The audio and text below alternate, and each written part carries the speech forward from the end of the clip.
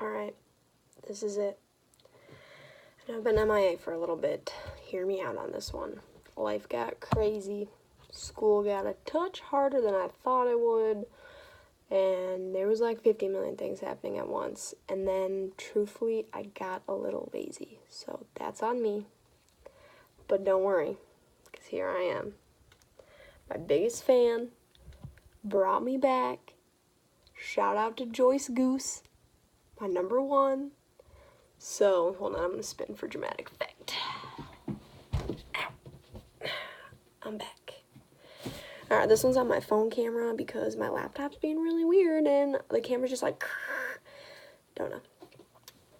Anyways, I figured I literally have nothing to do this summer because, 1, I live in BFE. 2, all my friends don't live in BFE. And I work all the time, so not going to be able to hang out with them. 3, my boyfriend's 3,000 miles away.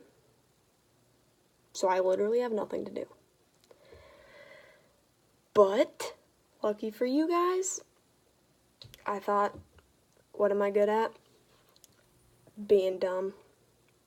What makes people laugh? Dumb things. So here I am, hopefully to entertain you guys, cure myself of a little case of the boredoms, and yeah, hopefully I'll be one story a week all summer, and I'll do my best to keep it strong in the school year. But I'm still going to be pretty darn bored, so I think we're going to have a good luck on this one. The story I got for you guys today is a pretty solid one, trust me. So buckle up, Buttercup. Here we go. Back on the Jacassi train. Doot doot.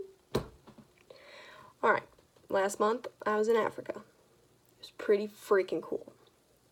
However, while I was there, a story happened to have occurred. Here it is.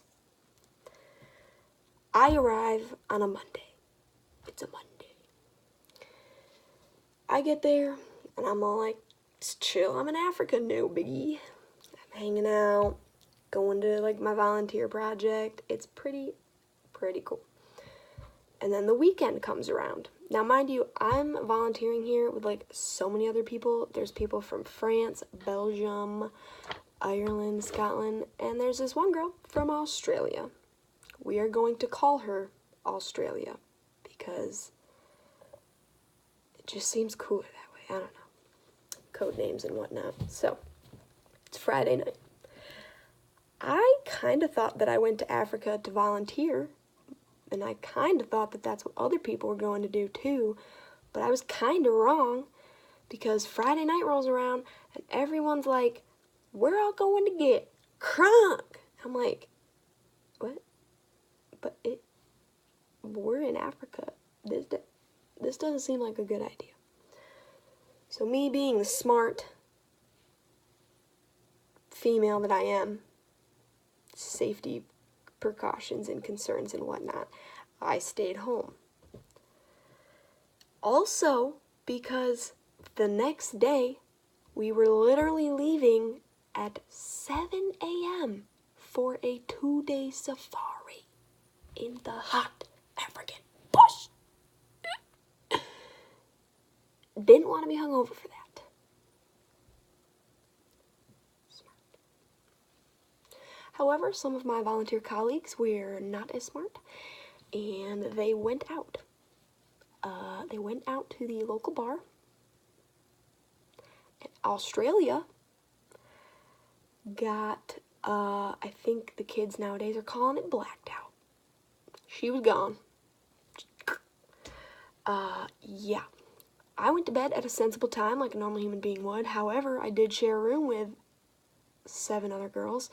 And so as I was sleeping on my bottom bunk, at midnight, before they all go out, they all come in, and Australia turns all the lights on and starts giving a tour of our room to a fellow volunteer. And then someone else was like, hey, there's people sleeping in here. I was like, that's me. Turn the lights off. She was like, oh my god, no way! Ha! What? One, that's just rude. If you turn the lights on when other people are sleeping, Come on. Common courtesy, man. Come on. Anyway, so they get all their stuff and they go out to like have a good time, do a party, I don't know, whatever. It's our first weekend there. She got there at the same time as me. We have a 7 a.m. safari. So I'm thinking, all right, they'll be smart. They'll go out, have a couple drinks, maybe come back at a decent hour. No, I was wrong. I was very wrong. Yeah, so they came back, and apparently Australia wanted to take a shower at 4 in the morning when they got back, 4 a.m., but didn't quite get to the showering part of it. So, turns out she passed out in the shower, and the other people that took her out were like, oh, this is not safe. You think? Keep in mind that they thought this was unsafe. Just wait. So they take her out of the shower, and they bring her into our room. Normally, Australia, they're bunk beds, by the way, down there. Normally, Australia sleeps on the top bunk above, guess who? So while they thought leaving her in the shower was unsafe, apparently putting her in the top bunk whilst vastly inebriated was a perfect idea. Me, I was too lazy and tired to care, and I was like, not really my problem. So they put her up in the top bunk without putting clothes on her because she tried to take a shower. So this girl is butt naked. And I was like, oh, not my problem. I'm going back to bed. Well, then it became my problem at 5:30 a.m. when Australia tried to climb out of her bed and instead fell right on top of me. Yeah.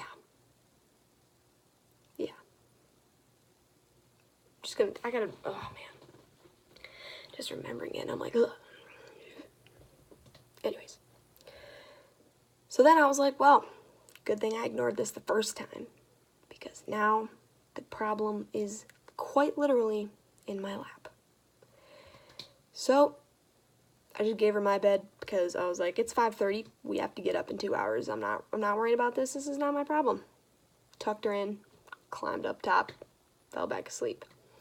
We all woke up at 7 to go on the safari. Australia still passed out in bed. And everyone was like, oh, should we wake her up? And I was like, I'm not gonna, because if she misses it, I'm not gonna feel bad. But they woke her up, and she came on the safari with us, and she slept the entire time, except for when we found something really cool, and we were like, hey, look, and she was like, what? Huh? Oh, yeah, cool. Yeah, the whole time. And then we had to stop in the middle of a beautiful African national park for her to throw up in the bushes. Australia, man. Yeah. Represent. Yeah. So that was the first of many stories to come for this summer. It was kind of a short one, but I feel like a lot happened in that short little... It was a lot. Ugh. Fear not, because I have gobs more stories for everyone. Like, literally so many. They're on my phone, labeled YouTube stories.